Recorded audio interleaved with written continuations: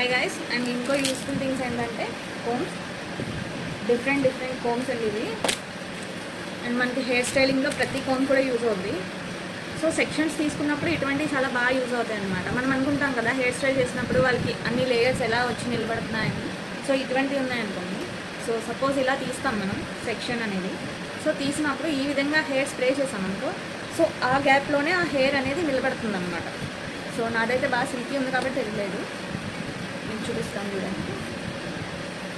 So ఇలా gap వస్తుంది కదా మీకు.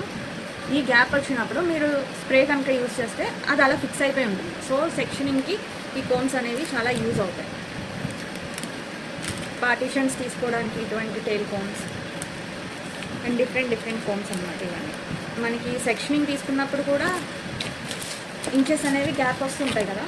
సో ఇది వచ్చి ఇలా తీసుకోవడానికి డిఫరెంట్ కోమ్స్. ఇవైతే మీకు నమ్మరు, చాలా బడ్జెట్లో వచ్చాయి. ఇన్ని కోమ్స్ కూడా జస్ట్ నాకు అండర్ 200లో వచ్చాయి.